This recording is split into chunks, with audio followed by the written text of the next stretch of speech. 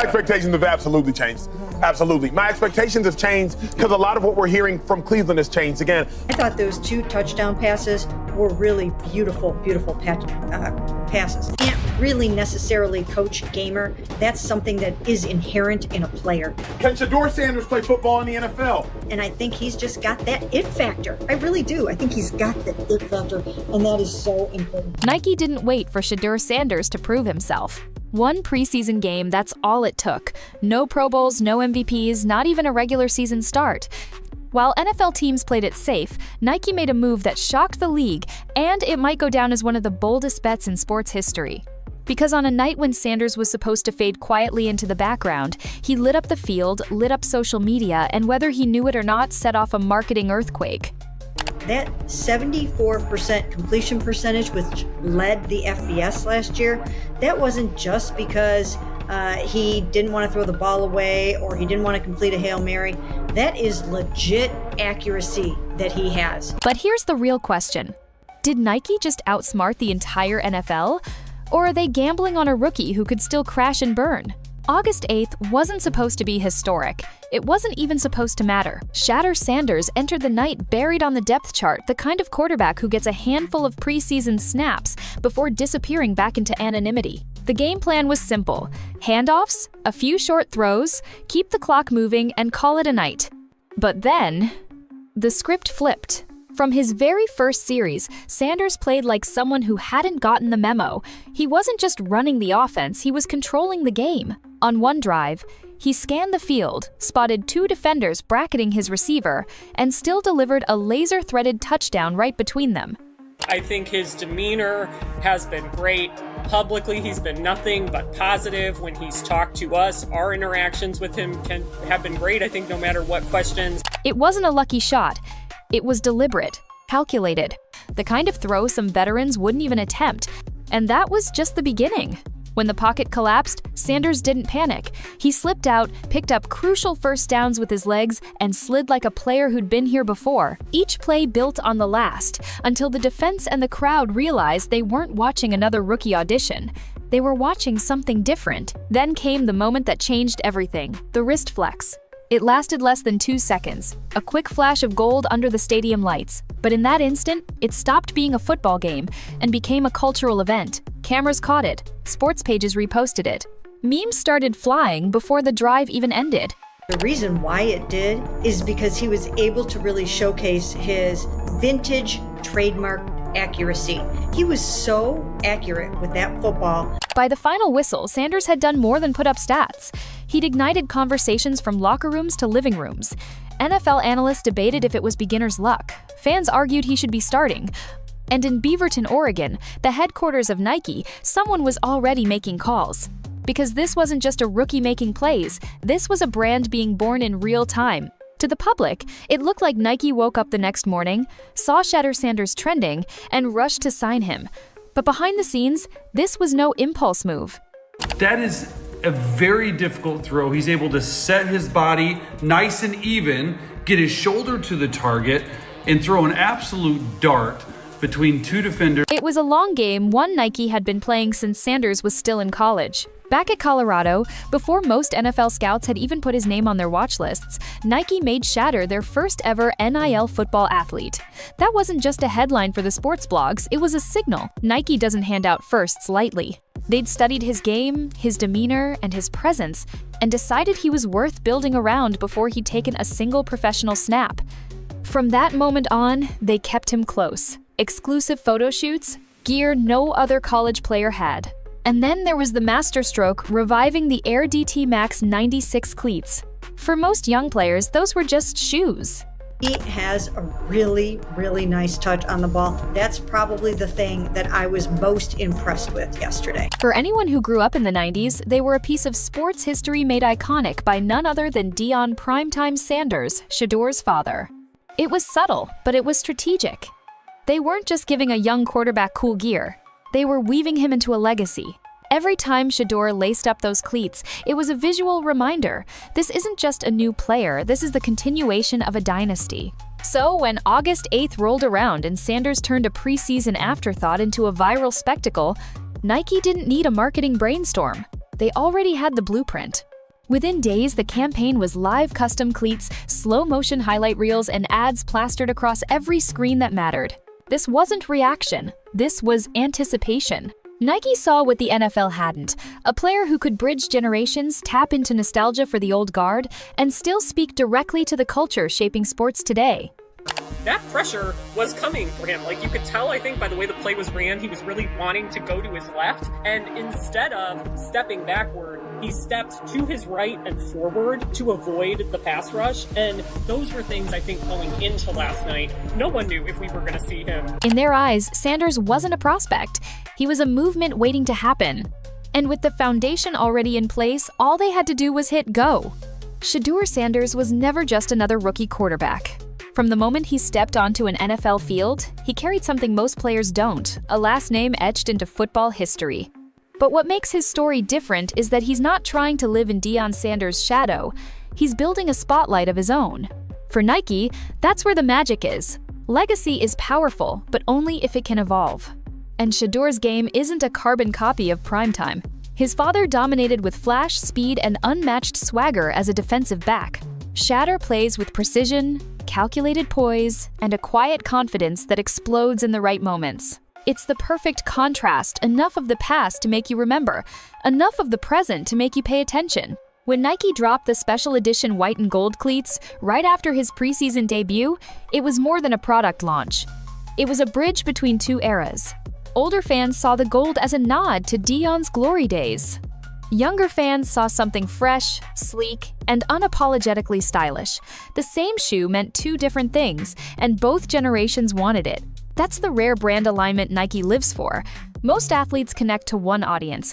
Shedeur connects to all of them. He's the throwback for the old heads, the relatable figure for Gen Z, and the aspirational player for kids dreaming of their own shot. And the best part? None of it feels manufactured. His swagger isn't forced. His celebrations aren't choreographed. They're moments, genuine flashes of personality that happen because that's who he is. Nike knows you can't teach authenticity. You can't fake it in commercials or fabricate it with PR.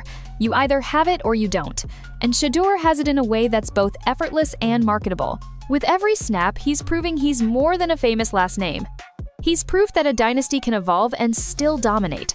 Highlight reels are easy to get lost in one big throw, a flashy scramble, and fans start throwing around words like star.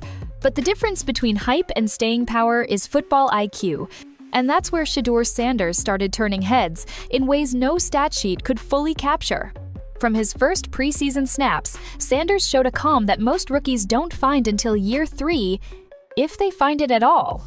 While other first-year quarterbacks panic under pressure, forcing throws into double coverage or defaulting to their checkdowns, Shedeur was reading defenses like a veteran.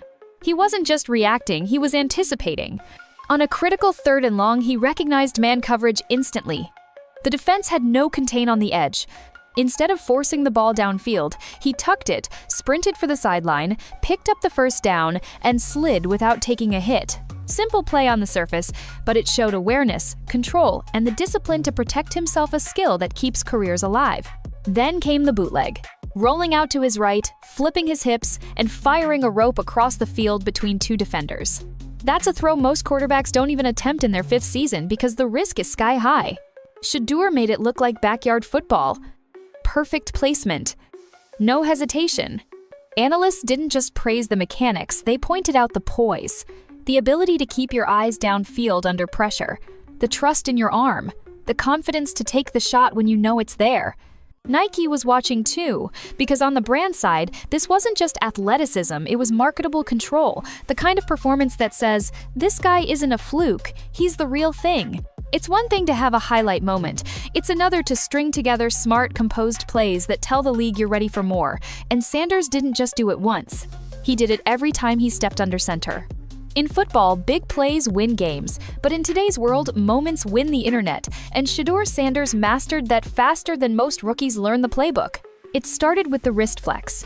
2 seconds, maybe less. Gold watch catching the stadium lights, subtle enough to be effortless, but bold enough to be unforgettable. Within minutes, that clip was everywhere, reposted by sports pages, turned into looping GIFs, edited into hype videos, and blasted across fan accounts.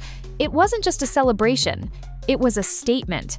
Then came the spark that pushed it into full-blown cultural territory. It's man time. Just a quick phrase, yelled by a teammate in the middle of the hype, caught on camera, but the internet ran with it. TikTok edits, X memes, hoodie drops. It became part of the Shedeur brand before anyone had even decided if he was starting week 1. This is where Shedeur separated himself. Plenty of players have big moments. Few can turn those moments into movements. Shedeur connected with more than football fans. He reached the style crowd, sneakerheads, pop culture junkies, and a whole generation that consumes sports as much through social media as they do on TV. And the key? Authenticity. Nothing about it felt scripted or manufactured. He didn't go into the game planning a viral moment, he just played, celebrated, and let the cameras do the rest. That's what brands chase. You can train a quarterback to read a defense, but you can't train them to own a moment. Nike recognized it instantly. They didn't just use those clips, they built an entire campaign around them. Highlight reels overlaid with "It's Man Time" voiceovers, custom cleats gleaming like the watch in that wrist flex, ads designed to make even casual viewers stop scrolling. Overnight, Sanders wasn't just a promising young quarterback, he was a cultural star, and Nike made sure everyone knew it.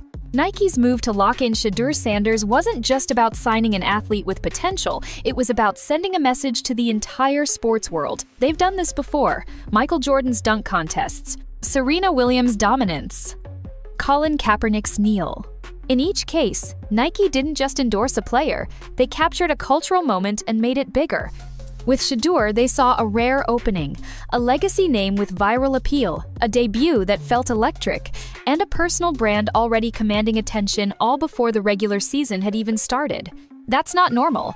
Most companies wait until a player has years of stats, playoff appearances, or at least one Pro Bowl before writing big checks. Nike flipped that model on its head. This is where it gets disruptive. By investing early, they're challenging the old rules of sports marketing, the ones that say an athlete has to prove themselves before they can be the face of a campaign. Instead of waiting for Shedeur to become a star, Nike is actively helping him become one. It's a partnership built on personality, influence, and story. Not just numbers on a stat sheet. And that's dangerous for the traditionalists, because if this works, if Sanders turns into the star Nike believes he is, it could shift the power balance. Young athletes might secure massive endorsements before ever starting a regular season game. Teams that pass on them could lose not just talent, but the cultural wave that comes with them. For Nike, the upside is massive. If Shedeur becomes a top-tier quarterback, they won't just have a brand ambassador, they'll have the first quarterback of his generation whose superstardom was crafted alongside their swoosh from day one. That's a marketing goldmine. And while the NFL cautiously scouts talent, Nike's already staking its claim on the future. This isn't just a contract, it's a calculated gamble on rewriting the rules of the game. While Nike was moving fast, some NFL teams moved right past Shedeur Sanders without a second thought. The Steelers? Passed. The Giants? Passed. Other franchises barely gave him a courtesy look. At the time, it made sense to them. Why take a chance on an unproven rookie when safer, more traditional picks were available? But now, just a short time later, those decisions are starting to look like the kind of mistakes that keep general managers up at night. Because what they passed on wasn't just a quarterback, it was a brand. A movement, a player who could have redefined their franchise both on and off the field. Think about it.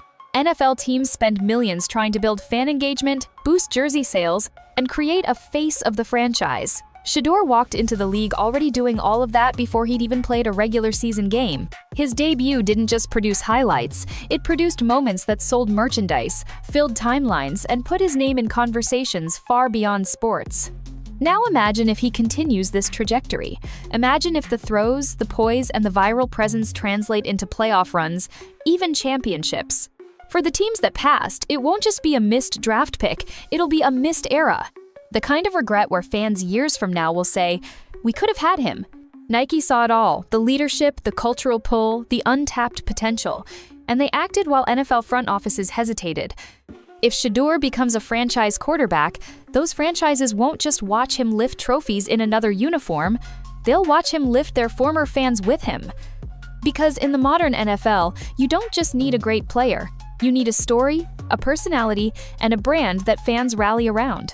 Shedeur Sanders was all of that, and some teams never even gave him the chance to prove it.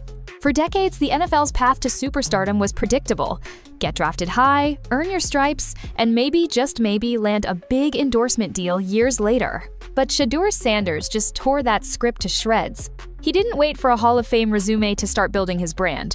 He brought his own spotlight, his own fan base, and his own marketing muscle straight into the league. And Nike didn't wait for the traditional prove-it period either. They saw the trajectory and jumped in early, knowing they could shape the narrative from the start rather than join it late. This is more than just one player's rise. It's a sign that the NFL star pipeline is changing. The next generation won't just be judged by combine stats and college tape. They'll be judged by their cultural footprint, their ability to move markets, and their reach beyond the field. Shedeur's early success could open the floodgates for other young players to leverage social media, NIL deals, and pre-NFL branding to bypass years of obscurity. The league might not like it, but it's where the game is headed. When Nike signed Shedeur Sanders, they weren't just buying into a quarterback, they were buying into a phenomenon, one that might grow into the biggest story in the NFL over the next decade. For the teams that passed on him, the regret could be brutal. For the ones that face him on Sundays, the challenge could be even worse. And for Nike, this could be the boldest endorsement gamble since they bet on an unproven rookie named Michael Jordan. The real question now isn't whether Shedeur will succeed, it's whether the rest of the NFL will catch up before it's too late. Because if he keeps winning on the field and in the culture, this won't just be a good story. It'll be the moment we look back and say, the game changed right here.